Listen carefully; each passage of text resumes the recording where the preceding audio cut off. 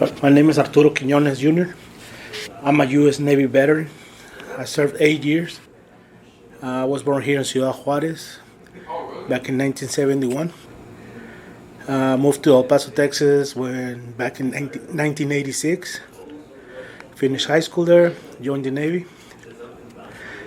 Well, after I got out of the Navy, it was pretty hard for me to get a job.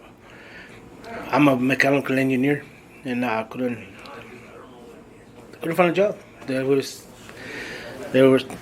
gave me the excuse that I was either overqualified or that life on the ship wasn't the same outside, so that I had no experience.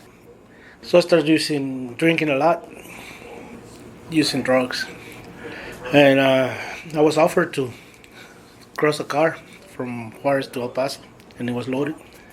Got caught with 100 pounds of weed, and I served 5 years in federal prison for it. After that, I was deported back in 2007, after 5 years in prison.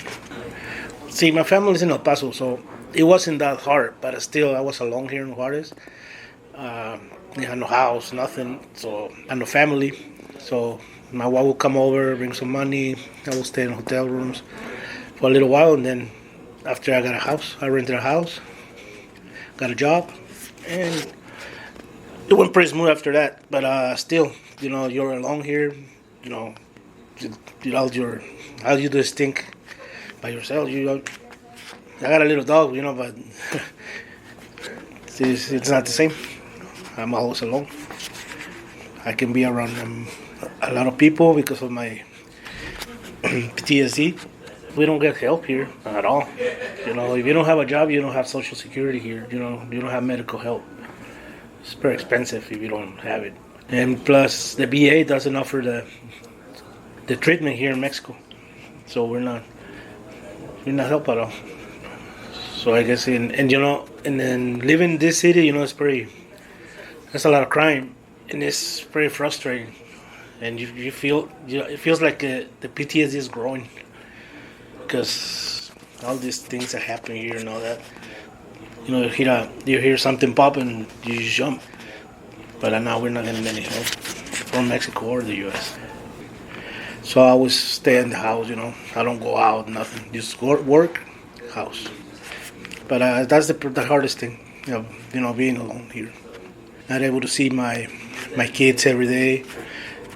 They were 11 and 9 when I got deported. And I think, the youngest one doesn't show much of the effect, but the oldest one, has got some kind of anger in him that I left him alone and all that.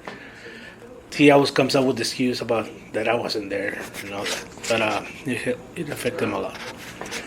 The oldest one shows it more. And, now they're grown up, they don't come very often. One of them, the youngest one, he joined the army. He's in the army now, so I don't see him much. And that's the hardest part. I'm not angry because it was my fault. I did the crime, like they say. But what I'm not happy about is that I served prison time for what I did, and now they deported me. That's like a second punishment.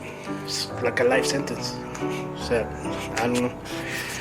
That's the only thing I'm concerned about. But I'm not angry with this, the government and all that. No, it was my fault. I did the crime.